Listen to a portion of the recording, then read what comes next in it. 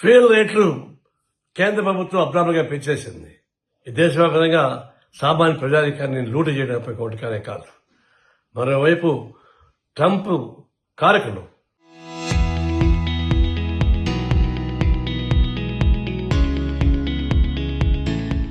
ఎప్పుడైతే oil production దేశాలపైన దాడులు చేస్తున్నాడో ఆ దాడుల వల్ల ఆయిల్ రేట్లు పెరుగుతున్నాయి. భారతదేశానికి ఇరాన్, రష్యా ఈవెన్ తక్కువ రేటుకి ఆయిల్ ఇస్తామన్నా కూడా దీన్ని తీసుకురాకపోతారు ఆ ట్రంప్ బెదిరింపుల కోసం. కేవలం ట్రంప్ బెదిరింపుల కోసం కోట్లాది మంది ప్రజానీకాన్ని అన్యాయం చేస్తారా? ధరలు పెంచేస్తారా? ఇప్పుడు మీరు పెంచిన దాన్ని బట్టి కేంద్ర ప్రభుత్వం ఒరిజినల్ రేటు కన్నా ట్యాక్సెస్ పెంచుతున్నారు. దాంతో తగుదనమని చెప్పి రాష్ట్రాలు కూడా వాళ్ళ లోకల్ ట్యాక్సెస్ పెంచేసుకుంటున్నారు. ఫలితంగా ప్రజానీకానికి ఇబ్బంది పడతా ఉన్నారు. డైనమిక్ ఛార్జ్ చెప్తా ఉన్నారు. ఫ్లైట్ ఛార్జెస్ పెరుగుతున్నాయి, ట్రైన్ ఛార్జెస్ కూడా.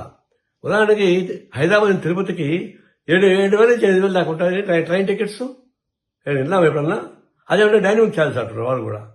రైళ్లలో డైనమిక్ ఛార్జెస్, విమానాలు డైనమిక్ ఛార్జెస్, ధరలు పెరుగుతూ ఉంటాయి. కేంద్ర ప్రభుత్వం ఆయిల్ పెంచుతూ ఉంటుంది. ఈ ఎవరిని దోపిడీ చేస్తున్నారు? తీవ్రంగా మేము ఖండిస్తున్నాం. తక్షణం ఉపసంహరించమని కోరుతున్నాం. ఉపసంహరించకపోతే ప్రత్యక్ష ఆందోళన దిగుతాం.